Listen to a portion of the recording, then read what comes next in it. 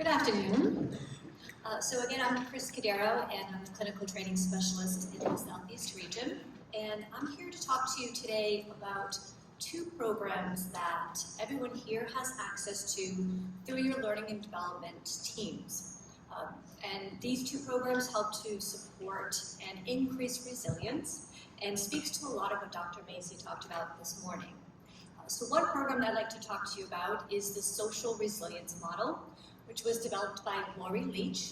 And SRM is a science-based model, and it teaches practical skills to stabilize the human nervous system, to build resilience, not just for individuals, but also for teams, and to strengthen the ability to self-regulate. The important thing about this is that social resilience, the SRM model can be first taught to yourself and then can be shared with others around you. So whether that is the clients that you work with or whether that's those that you actually share staff with. So I'm going to speak to you about how we used SRM at one of our group homes after a significant assault that happened several years ago. So during this incident, not one, but several staff were assaulted, and at least one did not return to work. But in addition to these staff being assaulted, there were several staff that were there that witnessed it, as well as clients, because it was almost like change of shift at that time. So as you know, we have access to the FAST team, we have access to EAP services, which were all offered to the staff. But several of them spoke about how they were still experiencing these symptoms, these very trauma-like symptoms. So we were asked to provide some support to those group home staff members. So myself and a colleague, we went to the group home and we offered an SRM skill called using time as a resource. So what we did is we gathered together and we talked about how each person was feeling and what they were experiencing. And as you can imagine, as you can understand, several staff talked about feeling kind of trapped in those feelings of helplessness. Some talked about feeling very guilty and having a difficult time letting that go.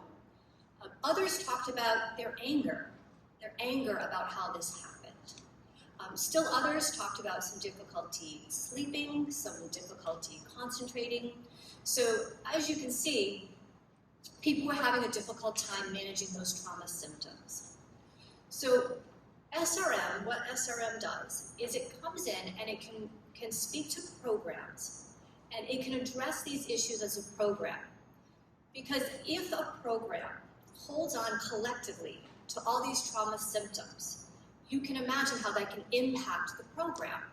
What happens over time is the program starts to become organized around those trauma symptoms. So what you will see is some staff members that might disconnect from one another, staff members that might disconnect from their clients, staff members that might walk around feeling very on edge, staff members that feel very hyper-vigilant in their settings, and staff members that maybe are consistently feeling so vulnerable that it's difficult for them to form those connections. Connections that Dr. Macy talked about are so important. So myself and my colleague came in and we offered this time as a resource, part of the SRM skill. And what we did is we had everyone come into a circle and we had each person that chose to discuss, similar to what Dr. Macy says, people can also just bear witness to the process. No one is made to voice their opinion, to talk during that process. They can bear witness to it. So we asked individuals to share with one another prior to the incident, prior to that staff assault. What was it like for you to work here? Share some of your fondest memories of working here, some highlights of your job here, and then most importantly, how did you experience that in your body? What was that like for you to feel that in your body on those best days when you came into work? And whether you were helping one another cook, or at ACCS, we had social groups where staff and clients, they went out for ice cream together. They went to local festivals together. They laughed. They had a good time together. So we asked individuals to recall those memories and to really experience them in their bodies. And then we gave people the opportunity to talk about that experience of the assault and what that felt like in their body. So people talked about that, how they felt frozen, how they felt scared, how they felt angry, how they were helpless, how they were guilty. And then we asked individuals, who here feels like they have moved on? And who here feels like they're stuck in that day? So people shared that. They shared why they felt like they were stuck in that day, and some of those shared how they felt like they had moved on.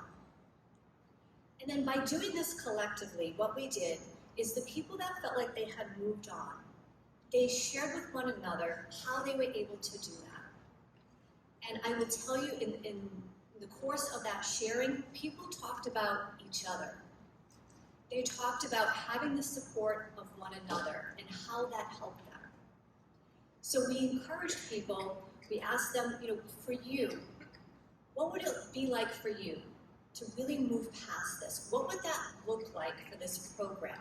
What would that look like for yourself? What would that look like for each other? And then we asked them, what would that feel like in your body?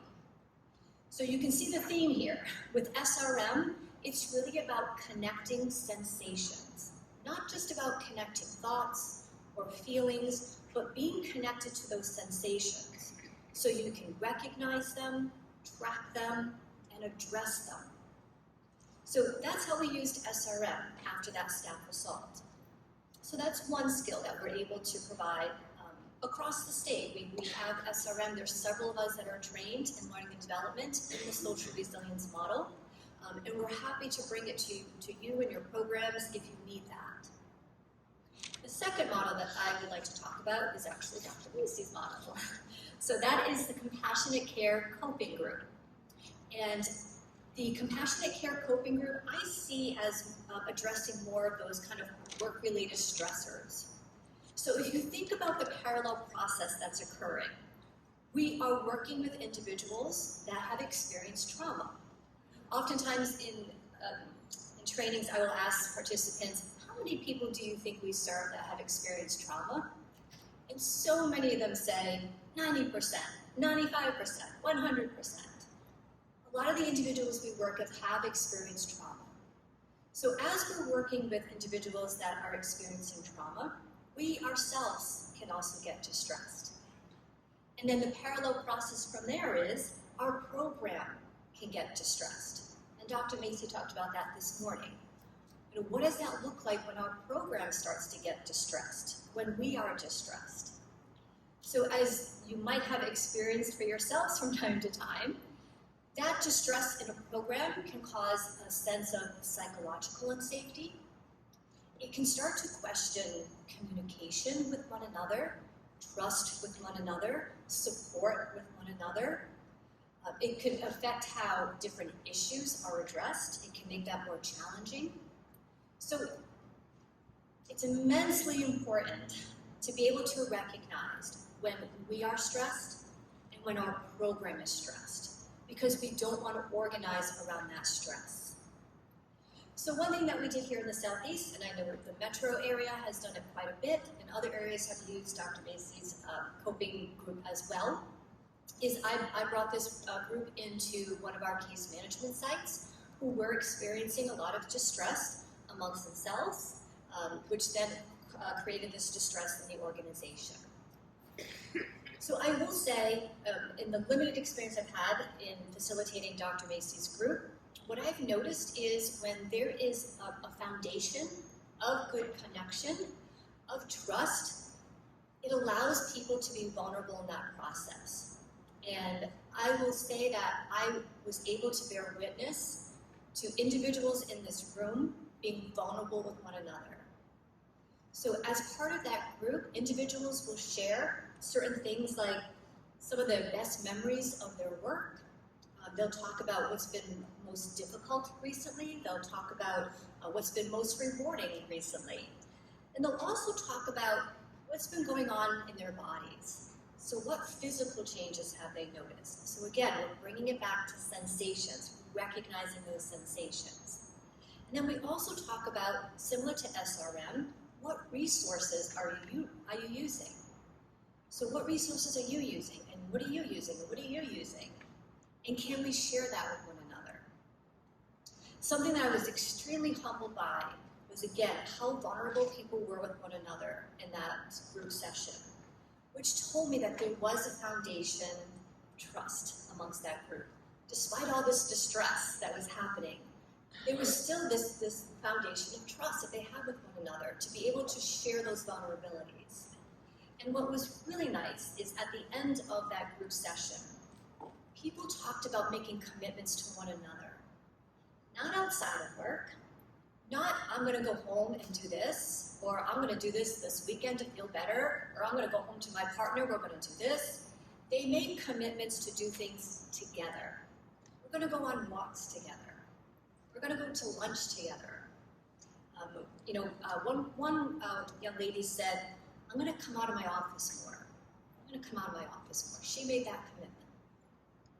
So you can see how offering these opportunities to your staff is really important in reestablishing connections, because again, we're working with trauma, which can then make us distressed. So some of these benefits, when you do these types of interventions, is it helps to share ideas, it helps to share knowledge, and it helps to share an experience with one another. It helps one another to say, I feel that way too. I thought I was the only one that felt that way, but you feel that way too. So you're sharing that with one another. And then most importantly, you're re-establishing those very important connections to yourself, to each other, and with your clients. So I want to leave you with a quote. It's one of my favorite quotes when I talk about social resilience. I apologize if I do not pronounce her name right, but I believe she pronounces her name Zanda Shea Brown. Zanda Shea says, I dream of never being called resilient again in my life. I'm exhausted by strength. I want support. I want softness.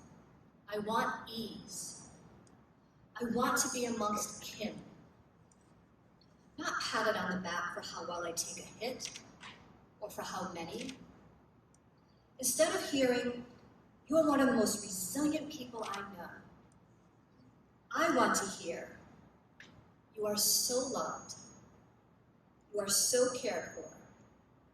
You are genuinely kind.